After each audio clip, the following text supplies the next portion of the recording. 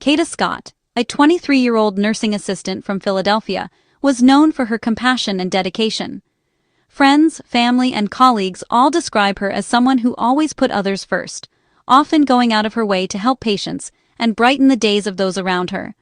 Her warm smile and gentle nature made her a beloved figure not just at work, but throughout her neighborhood.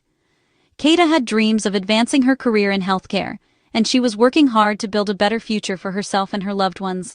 Her sudden disappearance has left her family and community in shock, desperate for answers. The news spread quickly, and soon, neighbors, friends, and even strangers joined together, hoping for any sign that could lead to her safe return.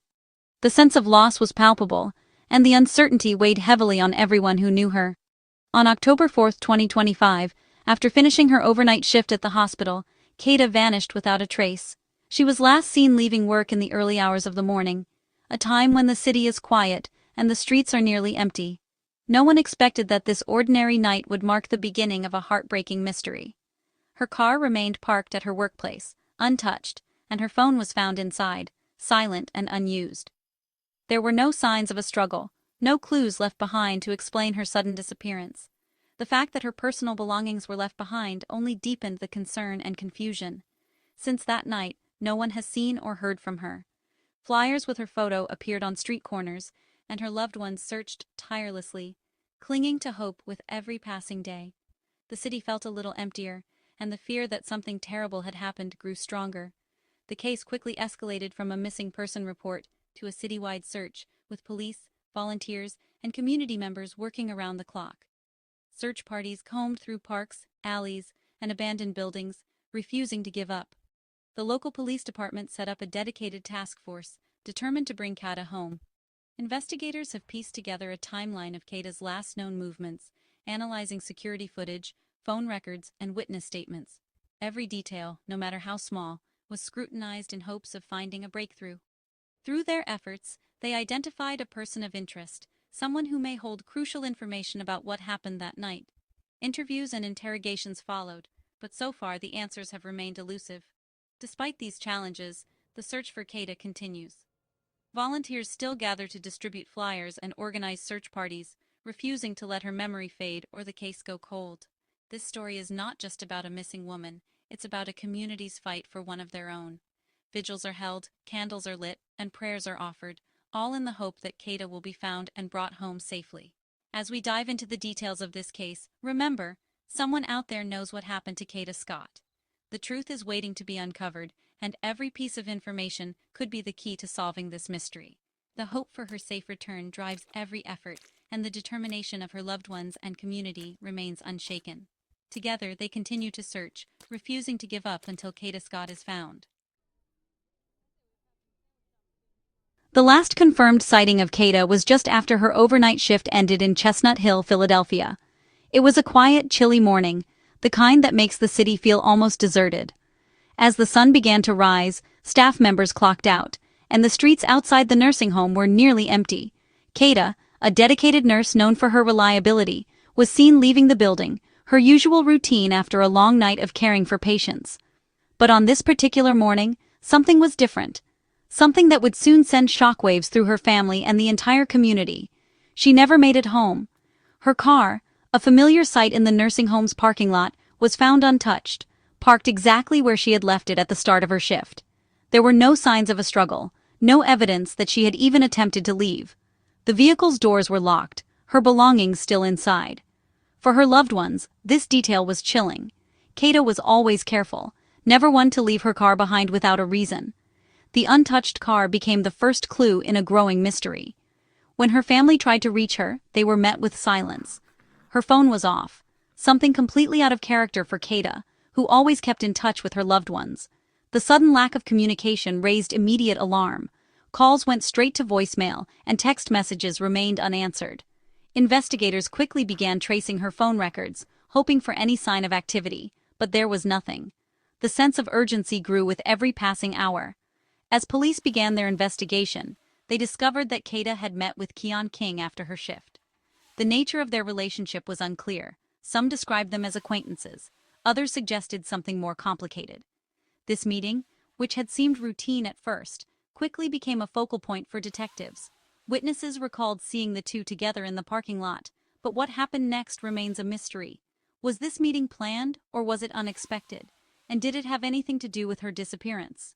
In the days leading up to her disappearance, Kada had confided in friends and family about a series of harassing phone calls from an unknown number. The calls were persistent, sometimes coming late at night, and always left her feeling uneasy. She wondered if someone was watching her, or if she was being targeted for reasons she couldn't understand. The content of the calls was never revealed, but their timing, so close to the day she vanished, added a disturbing layer to the case. Was she being threatened? Was someone trying to intimidate her into silence? These questions now haunt her family and the investigators working tirelessly to find answers. Every conversation, every piece of evidence is scrutinized as they try to reconstruct Kada's final hours. Her loved ones gather, desperate for news, clinging to hope but fearing the worst. Detectives pore over timelines, interview witnesses, and search for any clue that might explain what happened. The uncertainty is agonizing, and the weight of not knowing grows heavier with each day. What began as a routine missing person report quickly escalated. The police realized this was no ordinary case. The presence of police tape at the nursing home, detectives marking off areas for evidence, and the growing involvement of law enforcement signaled a shift. The investigation was now officially a criminal case, and every detail from that morning was under intense scrutiny. Investigators meticulously combed through the scene, collecting evidence and documenting every possible lead. The smallest detail, a footprint, a fingerprint, a stray item, could be the key to unraveling the truth. The car, the parking lot, and the nursing home itself became the center of a painstaking search for answers. The puzzle of Kada's disappearance begins here, in the quiet streets of Chestnut Hill, with a series of unanswered questions and a family desperate for closure. As the investigation unfolds, every moment from that fateful morning could hold the answer to what really happened to Kada. The search for Kada began in Philadelphia's parks, with police and canine units scouring Aubrey Arboretum. Despite exhaustive efforts, no evidence was found there. Investigators expanded their search, requesting surveillance footage from neighborhoods across the city. The suspect's vehicle became a focal point, believed to have traveled through several key areas. Police combined ground searches with digital evidence, methodically eliminating locations. Each dead end narrowed the search, bringing them closer to the truth. The city's vastness made the search daunting, but every tip mattered. The hunt for Kada pressed on, relentless and urgent. On October 15th, a significant breakthrough emerged in the search for Kada. The focus shifted to the abandoned Ada H. Lewis Middle School in Germantown, a once bustling institution now left to decay in silence. Its boarded-up windows and graffiti-stained walls stood as a stark reminder of the community's past. But on this day, it became the center of a tense investigation. Acting on a tip from a concerned local resident, police officers entered the derelict building, their flashlights cutting through the darkness and dust. As they moved through the echoing hallways, they discovered something crucial: Kada's card and her phone case, lying abandoned on the dirty floor. The items were partially hidden beneath debris, as if hastily discarded. For investigators, this was the first tangible evidence directly linking Kada to a specific location since her disappearance. The discovery of her personal belongings was a chilling confirmation that she had, at some point, been inside the school. Detectives carefully collected the items, sealing them in evidence bags and marking the area for further examination. The school, once a place of learning and laughter, was now cordoned off with police tape. Crime scene investigators worked methodically, their presence confirming what many feared. This was no longer just a missing person case. The evidence pointed to foul play, and the building was officially declared a crime scene. Forensic teams swept through the abandoned classrooms and hallways, searching for any trace of DNA, fingerprints, or other clues that might reveal who had brought Kada here. Every scrap of evidence was meticulously catalogued, from footprints in the dust to fibers caught on broken furniture. The hope was to find something, anything, that could connect a suspect to the site. The way the personal items were left behind suggested a struggle or a hurried departure. Investigators theorized that Kada had not come to the school willingly. The evidence painted a grim picture. She was likely brought here against her will, and the person responsible had tried to cover their tracks. Although Kada herself was not found at the scene, the discovery of her belongings marked a pivotal moment in the investigation. Detectives gathered to review the findings, their determination renewed. The case had shifted from a search to a hunt for answers, and the school became the focal point of their efforts. The school's isolation, surrounded by overgrown lots and shielded from the main road, suggested that whoever brought Kada here had planned carefully. The location offered privacy and concealment, making it an ideal spot for someone trying to avoid detection. With this new evidence, police finally had a solid lead. The urgency of the investigation intensified as officers and detectives regrouped outside the school, determined to follow every possible clue. The community watched anxiously, hoping for a breakthrough. As night fell, search teams pressed on, their flashlights sweeping through the darkness. The search for answers had entered a new phase, driven by hope, determination, and the belief that the truth was finally within reach. Attention soon focused on Keon King, 21, who met Kada after her shift. On October 14th, King surrendered to police with his lawyer.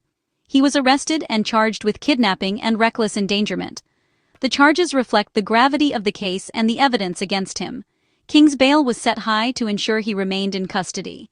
A preliminary hearing was scheduled, but the most pressing question remains: where is Kada? For her family, justice begins only when Kada is found. The legal process moves forward, but the search for Kada is far from over. King's arrest revealed a disturbing history of violence against women. He'd previously been charged with assault and kidnapping involving an ex-girlfriend, but those cases collapsed when the victim didn't appear in court. The pattern of alleged violence is strikingly similar to Kada's case. Authorities are now moving to refile past charges, recognizing the ongoing threat he poses. Police urge any other victims to come forward. King's unchecked history is a sobering backdrop to Kada's disappearance. The justice system's failures have come under scrutiny. A gold 1999 Toyota Camry, owned by Keon King, became central to the investigation. The car, with front-end damage and tinted windows, was found abandoned at Gypsy Lane condominiums.